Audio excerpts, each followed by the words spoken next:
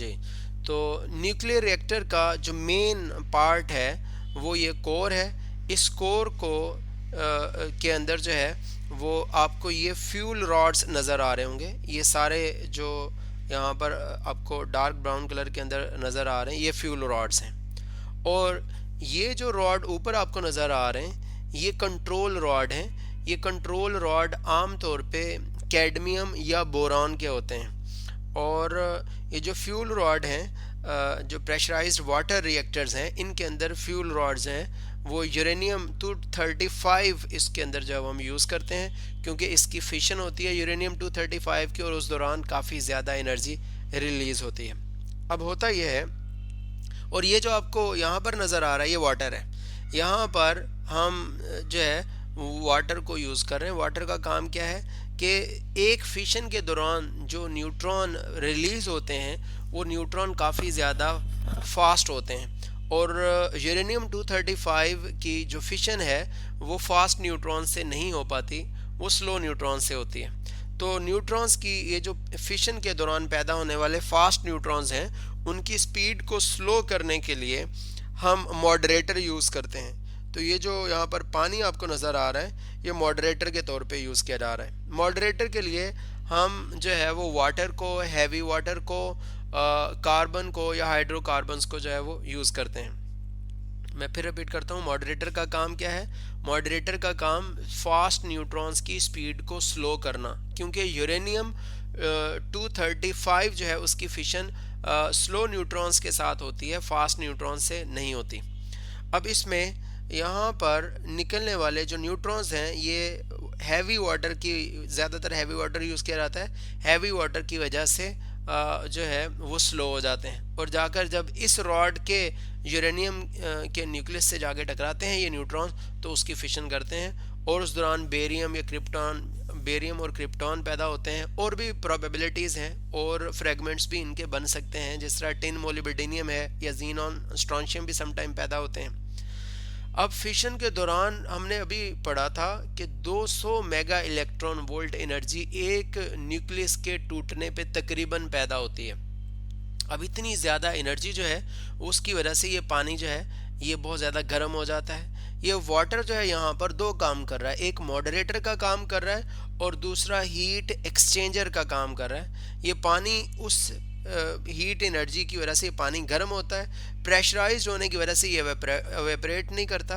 अच्छा, ये वाटर यहाँ से इन नालियों में से गुजरता है और पंप के ज़रिए से, और यहाँ से गुजरने के बाद यहाँ पर आ जाता है। यहाँ पर जो वाटर है वो ठंडा पानी होता है। इस जगह के ऊपर वो ठंडा पानी इन पाइप्स से गुजरने वाले गर्म पानी से हीट एब्जॉर्ब करता है और इस ठंडे पानी की यहाँ पर स्टीम बनना शुरू हो जाती है, क्योंकि ये भी गर्म होना शुरू हो जाता है और इसकी स्टीम बन जाती है। अच्छा, यहाँ पर ये आगे इसको जो है वो डिस्कस करने से पहले मैं आपको ये साथ में बताता चलूँ, जो नेचुरली अकरिंग यूरेनियम है उसमें यूरेनियम 235 जस्ट 0.7% होता है।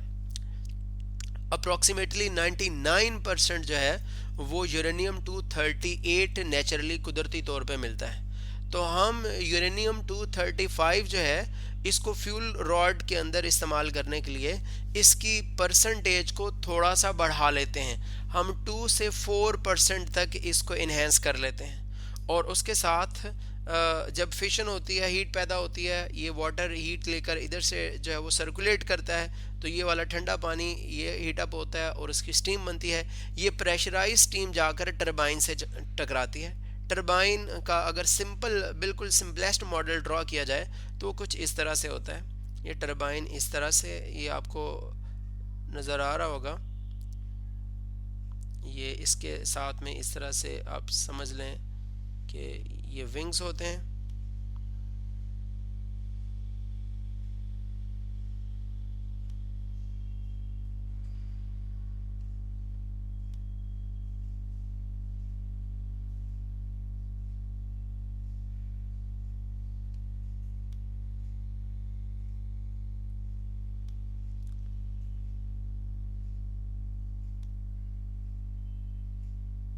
जी, ऑलमोस्ट ये इस शेप का कि इसके जो है वो विंग्स होते हैं।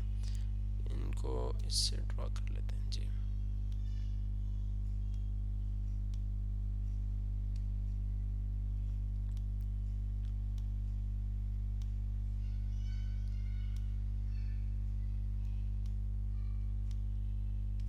ये स्टीम आकर पाइप्स के अंदर जो ये आने वाली स्टीम है, ये बड़े प्रेशर के साथ इन टरबाइन के जो विंग्स हैं इनके साथ जाकर टकराती है।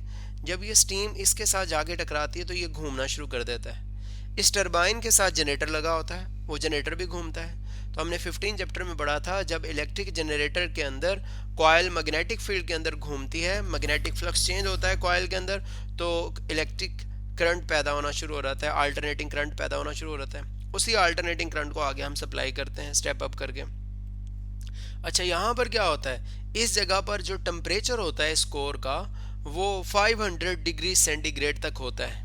और जब ये स्टीम यहाँ पर बनने के बाद यहाँ पर आती है तो इस जगह पर इस स्टीम का जो टेम्परेचर होता है वो अप्रॉक्सीमेटली 300 डिग्री सेंटीग्रेड तक होता है।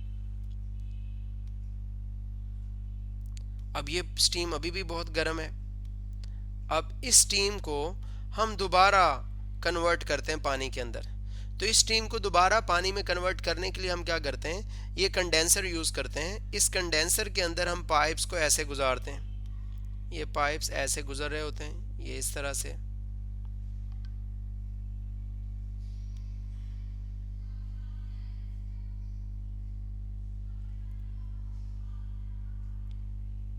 जिस तरह की ये शेप है, अब ये जिस तरह ये आपको शेप नज़र आ रही पाइप के गुजरने की, बिल्कुल इसी तरह यहाँ से पाइप्स को जो है वो गुजारा जाता है। तो अब उन पाइप्स में से ठंडा पानी गुजरता है और वो ठंडा पानी हीट को एब्जॉर्ब करता है स्टीम की। ये स्टीम ठंडा होना शुरू हो जाती है और फिर दोबारा वाटर में कन्वर्ट हो जाती है, और इस पानी को हम पंप के ज़रिए से दोबारा इधर से खींच के इस तरफ लेकर आते हैं। ये ठंडा पानी दोबारा इधर से हीट को एब्जॉर्ब करता है और इधर स्टीम बनता है, और स्टीम बन के दोबारा टरबाइन को चलाने के बाद दोबारा इधर आ जाता है। हम दोबारा इन पाइप्स के अंदर ठंडा पानी सर्कुलेट करवाते हैं।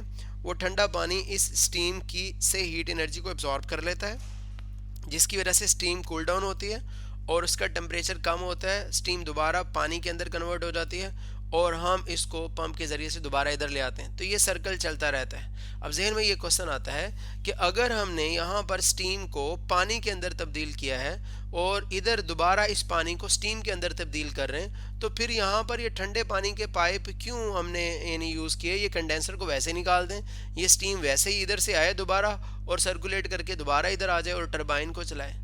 तो उसका आंसर ये है कि अगर हम इस स्टीम को दोबारा जो है वो इसको वाटर के अंदर तब्दील ना करें, तो इस सिस्टम के अंदर, ये जो पैक्ड सिस्टम है, इसके अंदर प्रेशर इतना ज़्यादा डेवलप हो जाएगा कि इसके लिए उस प्रेशर को बर्दाश्त करना मुमकिन नहीं रहेगा। जिस तरह प्रेशर कुकर के अंदर आपने देखा होगा कि हम एक उसका आउटलेट डिस्चार्ज है वो रखते हैं जिसके ऊपर जिससे स्टीम तो जो है उसमें से निकलती रहती है थोड़ी थोड़ी, ताकि उसके अंदर प्रेशर मेंटेन रहे।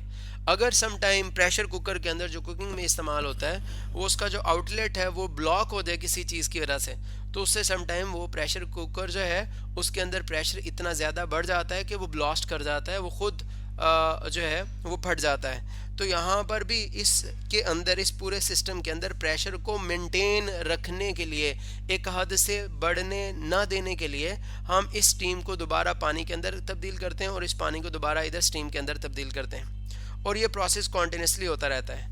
अच्छा, ये जो कंट्रोल रॉड्स हैं इनका क्या काम है। अगर इन कंट्रोल रॉड्स को, जो कि कैडमियम या बोरॉन के बने होते हैं, कैडमियम या बोरॉन के अंदर ये सलाहियत है कि ये न्यूट्रॉन्स को एब्जॉर्ब कर लेते हैं और एब्जॉर्ब करने के बाद ख़ुद अनस्टेबल नहीं होते।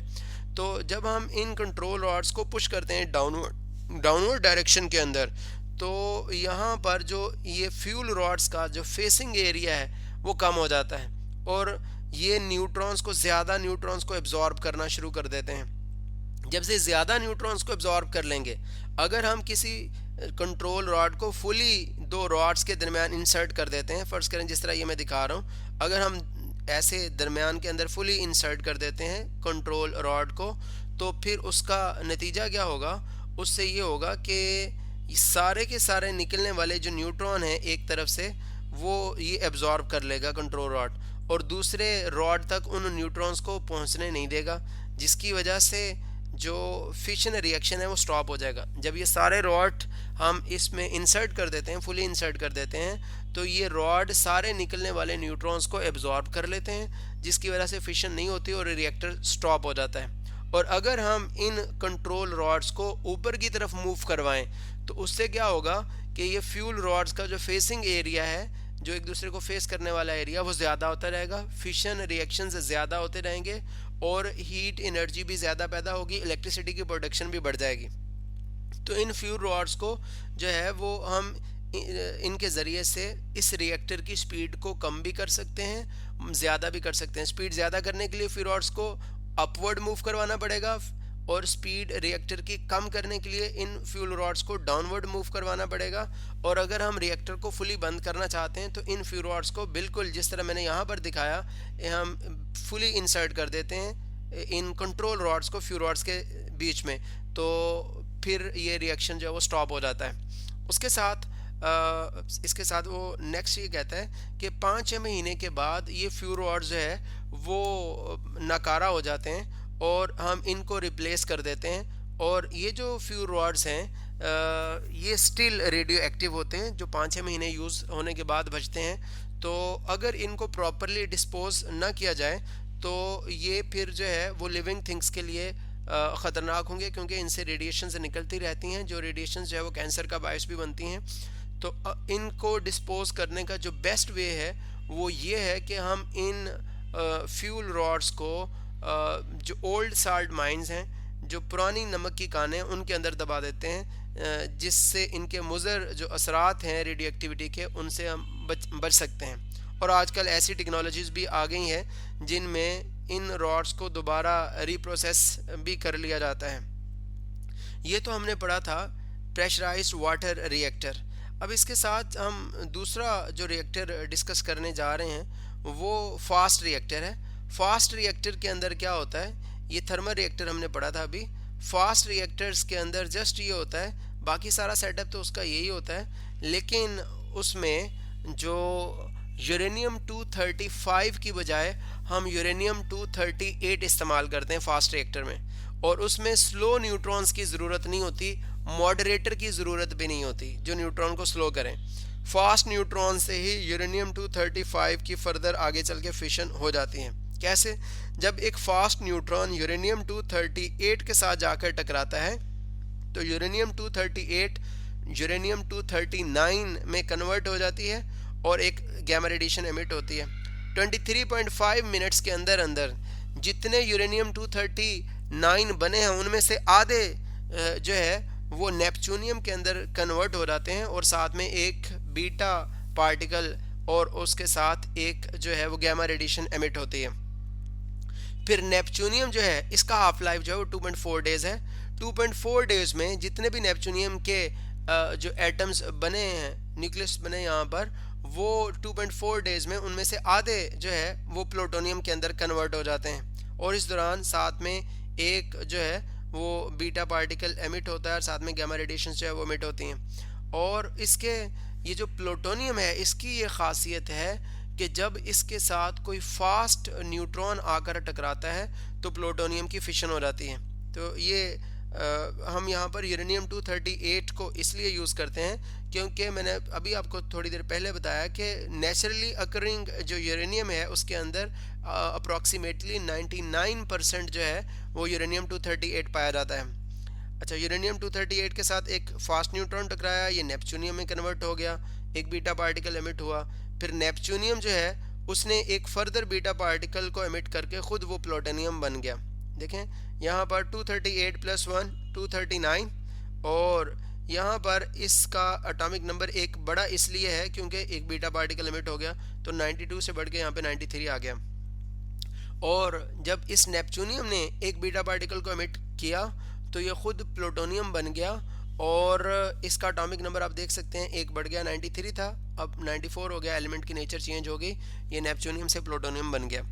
अब इस प्लूटोनियम के अंदर ये सलाहियत है कि जब इसके साथ कोई फास्ट न्यूट्रॉन आकर टकराता है तो प्लूटोनियम की फिशन हो जाती है।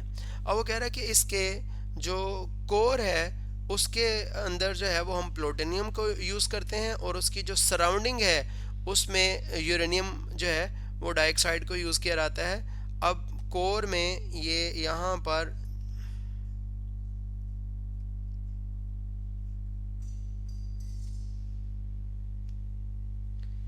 कोर में जो है वो यूरेनियम है और उसकी जो सराउंडिंग है, सॉरी, कोर में प्लूटोनियम है और सराउंडिंग के अंदर जो है यूरेनियम को यूज़ किया जाता है। अब इस प्लूटोनियम की फिशन के दौरान हमने पढ़ा एक न्यूक्लियस की फिशन के दौरान ऑन दी एवरेज जो है वो 3 न्यूट्रॉन पैदा होते हैं। तो जब यहाँ से ये 3 न्यूट्रॉन्स निकलते हैं, फास्ट न्यूट्रॉन, ये एक न्यूट्रॉन जाके इधर टकराया,